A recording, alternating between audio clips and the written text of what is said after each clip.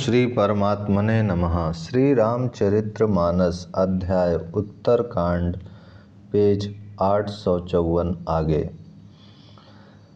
राम राज्य में दैहिक दैविक और भौतिक ताप किसी को नहीं व्यापते। सब मनुष्य परस्पर प्रेम करते हैं और वेदों में बताई हुई नीति मर्यादा में तत्पर रहकर अपने अपने धर्म का पालन करते हैं। धर्म अपने चारों चरणों सत्य, शौच, दया और दान से जगत में परिपूर्ण हो रहा है।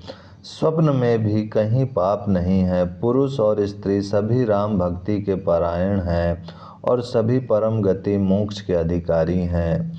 छोटी अवस्था में मृत्यु नहीं होती, न किसी को कोई पीड़ा होती है।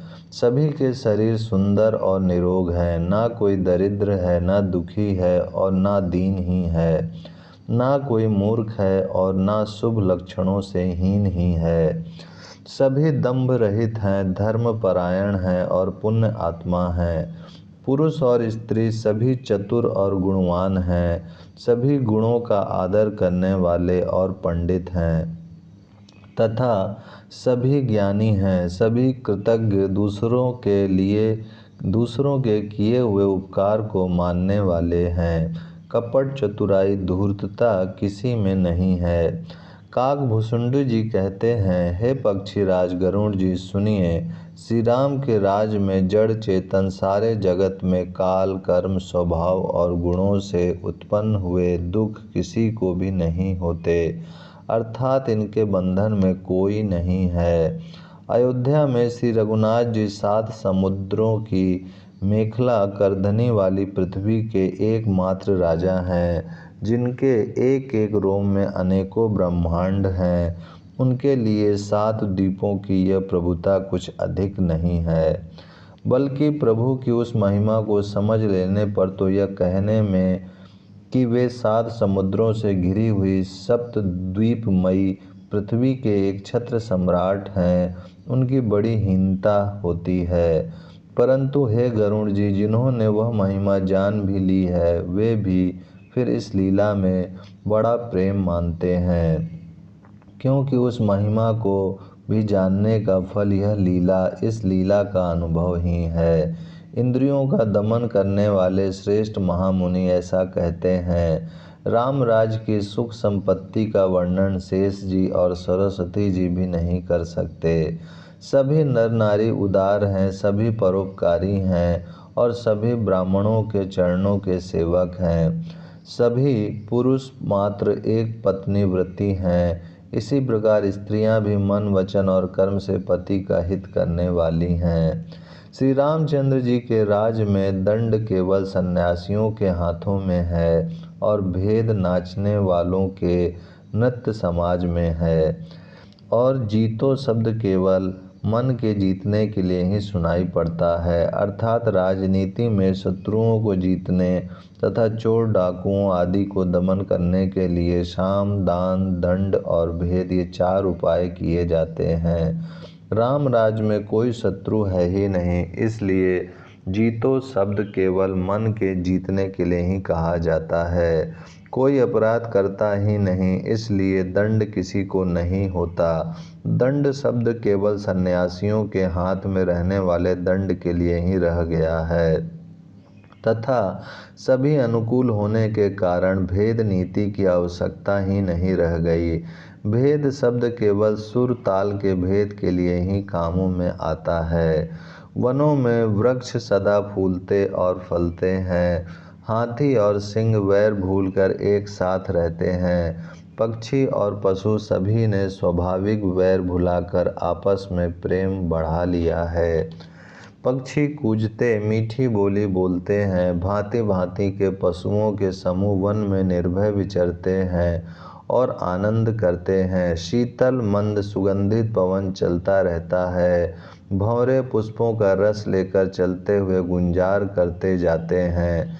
बेलें और वृक्ष मांगने से ही मधु मकरंद टपका देते हैं। गौवें मन चाहा दूध देती हैं। धरती सदा खेती से भरी रहती है। त्रेता में सतयुग की करनी स्थिति हो गई। समस्त जगत के आत्मा भगवान को जगत का राजा जानकर पर्वतों ने अनेक प्रकार की मणियों की खानें प्रकट कर दी। सब नदियाँ श्रेष्ठ, शीतल, निर्मल और सुखप्रद स्वादिष्ट जल बहने लगीं। समुद्र अपनी मर्यादा में रहते हैं। वे लहरों के द्वारा किनारों पर रत्न डाल देते हैं, जिन्हें मनुष्य पा जाते हैं। सब तालाब कमलों से परिपूर्ण हैं। दसों दिशाओं के विभाग अर्थात सभी प्रदेश अत्यंत प्रसन्न हैं। श्री रामचंद्र जी के राज्य में चंद्रमा अपनी अमृतमय किरणों से पृथ्वी को पूर्ण कर देते हैं। सूर्य उतना ही तपते हैं जितने की आवश्यकता होती है और मेघ मांगने से जब जहाँ जितना चाहिए उतना ही जल देते हैं। प्रभु श्री राम जी ने करोड़ों अश्वमेध यज्ञ किए और ब्राह्मणों को अनेकों दान दिए। श्री रामचंद्र जी वेद मार्ग के पालने वाले, धर्म की धुरी को धारण करने वाले, प्रकृति जन सत्व रज और तम तीनों गुणों से अतीत और भोगों ऐश्वर्य में इंद्र के समान है। शोभा की खान सुशील और विनम्र सीता जी सदा पति के अनुकूल रहती हैं।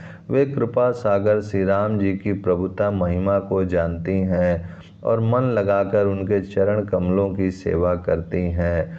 यद्यपि घर में बहुत से अपार दास और दासियां हैं और वे सभी सेवा की विधि में कुशल हैं, तथापि स्वामी की सेवा का महत्व जानने वाली श्री सीता जी घर की सब सेवा अपने ही हाथों से करती हैं और श्री रामचंद्र जी की आज्ञा का अनुसरण करती हैं।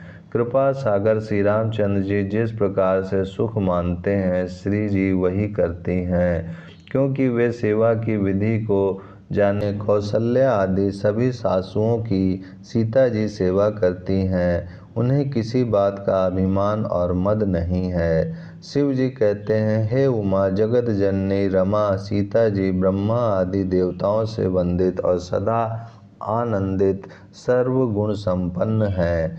देवता जिनका कृपा कटाक्ष चाहते हैं, परंतु वे उनकी ओर देखती भी नहीं, वे ही लक्ष्मी जी, जानकी जी अपने महामहिम स्वभाव को छोड़कर श्री रामचंद्र जी के चरण विंदों में प्रीति करती हैं। सब भाई अनुकूल रहकर उनकी सेवा करते हैं। श्री राम जी के चरणों में उनकी अत्यंत अधिक प्रीति है।